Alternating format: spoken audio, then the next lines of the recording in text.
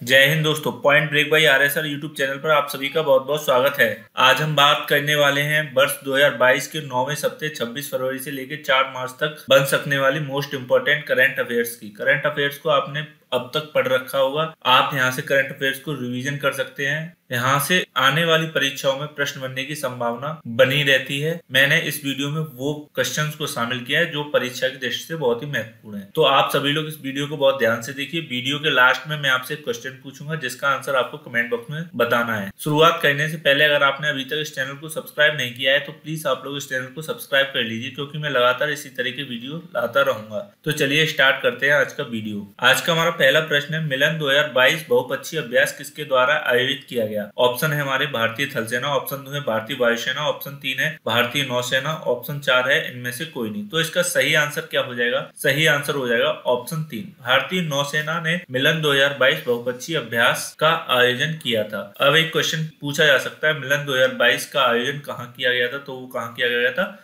विशाखापट्टनम में। कहां पर? विशाखापट्टनम में। एक प्रश्न और पूछा जा सकता है, ये कितने चरणों में संपादित हुआ था? ये 2 चरणों में हुआ था। कितने में हुआ था? 2। कौन कौन सा था? एक बंदरगाह चरण था और दूसरा था समुद्री चरण। और इसका विषय भी पूछा जा सकता है कि इसका विषय क्या था। तो इसका जो विषय था वो था कैमराडरी सामंजस्य सहयोग। क्या था? कैमराडरी सामंजस्य सहयोग। आते हैं अपने अगले प्रश्न पर। अगला प्रश्न है हमारा क्वेश्चन नंबर 2, भारत का यूपीआई सिस्टम अपनाने वाला विश्व का पहला देश कौन सा है? भारत का यूपीआई सिस्टम पूछा है कि किस देश ने अपनाया है।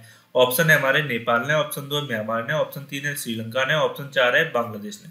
तो इसका सही आंसर क्या हो जाएगा? सही आंसर हो जाएगा ऑप्शन 1, नेपाल ने भारत का यूपीआई सिस्टम को अपनाया है और ऐसा करने वाला यह विश्व का पहला देश है। आते हैं अपने अगले प्रश्न पर। अगला प्रश्न है हमारा क्वेश्चन नंबर 3, विज्ञान सर्वत्र पूजित कार्यक्रम का उद्घाटन किसने किया? ये कार्यक्रम चलाया जा रहा है, ये पूछा जा सकता है एग्जाम में, इस कार्यक्रम का उद्घाटन किसने किया?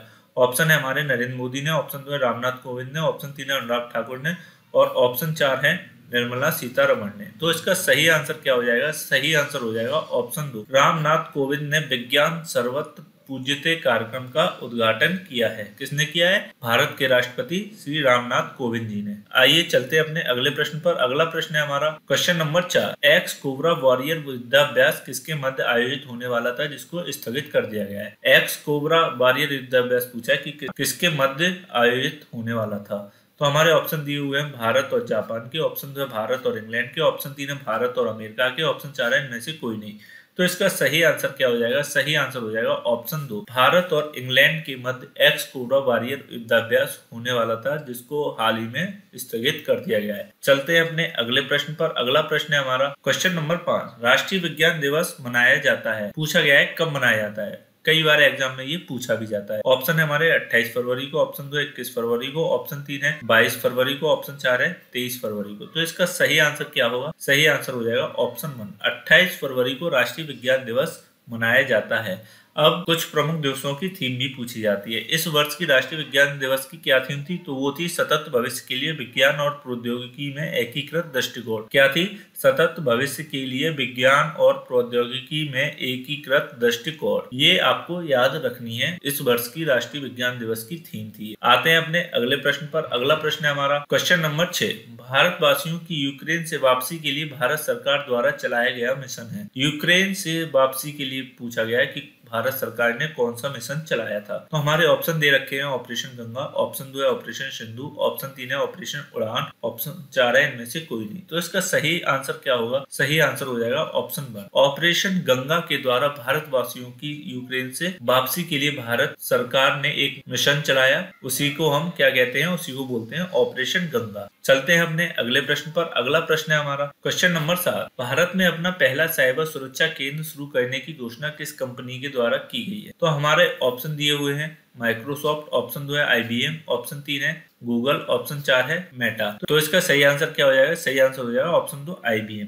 IBM ने एक नए साइबर सुरक्षा केंद्र की घोषणा की जो एशिया प्रशांत क्षेत्र की कंपनियों को साइबर हमले के बढ़ते खतरे को प्रबंधन करने के लिए प्रशिक्षित करेगा, इसलिए इसने साइबर सुरक्षा केंद्र की शुरुआत करने की घोषणा की है। आते हैं अपने अगले प्रश्न पर। अगला प्रश्न है हमारा क्वेश्चन नंबर 8, हैरात महोत्सव कहाँ मनाया जाता है? हैरात महोत्सव पूछा जा सकता है अक्सर एग्जाम में। तो हमारे ऑप्शन है जम्मू कश्मीर में, ऑप्शन 2 है तमिलनाडु में, ऑप्शन 3 है केरल में, ऑप्शन 4 है राजस्थान में। तो इसका जो सही आंसर क्या हो जाएगा? सही आंसर हो जाएगा ऑप्शन 1, जम्मू कश्मीर में हैरात महोत्सव मनाया जाता है। क्यों मनाया जाता है? यह त्योहार भगवान शिव और पार्वती की शादी की सालगिरह का प्रतीक है, इसलिए इसको मनाया जाता है। और मेन रूप से ये मनाया जाता है कश्मीरी पंडितों के द्वारा महाशिवरात्रि के दिन जम्मू कश्मीर। ये बातें भी हमको पता होनी चाहिए। आते हैं अपने अगले प्रश्न पर। अगला प्रश्न है हमारा क्वेश्चन नंबर 10। दुनिया की पहली प्लांट कोविड-19 वैक्सीन कौन सी है? पहली प्लांट कोविड-19 वैक्सीन पूछी गई है कि वो कौन सी है। तो हमारे ऑप्शन दिए हुए कोविशील्ड, ऑप्शन 2 है कोवैक्सीन, ऑप्शन 3 है कोविफेज, ऑप्शन 4 है इनमें से कोई नहीं। तो इसका जो सही आंसर क्या हो जाएगा? सही आंसर हो जाएगा ऑप्शन 3,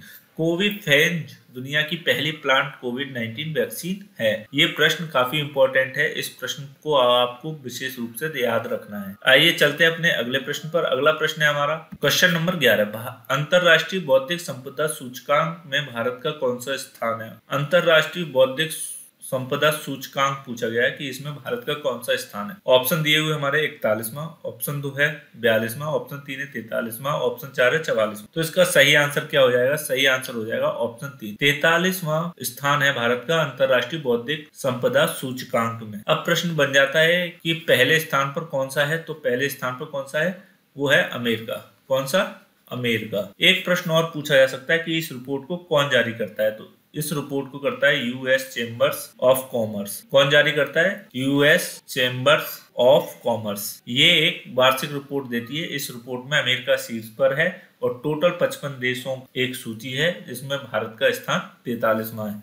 आते हैं अपने अगले प्रश्न पर। अगला प्रश्न है हमारा क्वेश्चन नंबर 12। लोकपाल ऐप किसके द्वारा लॉन्च किया गया है? लोकपाल ऐप पूछा गया है। ऑप्शन है हमारे गिरिराज सिंह के द्वारा, ऑप्शन 2 नरेंद्र मोदी के द्वारा, ऑप्शन 3 है योगी आदित्यनाथ के द्वारा, ऑप्शन 4 है इनमें से कोई नहीं। तो इसका सही आंसर क्या हो जाएगा? सही आंसर हो जाएगा ऑप्शन 1, गिरिराज सिंह के द्वारा लोकपाल ऐप लॉन्च किया गया। गिरिराज सिंह कौन है? तो गिरिराज सिंह केंद्रीय ग्रामीण विकास और पंचायती राज मंत्री हैं। कौन है?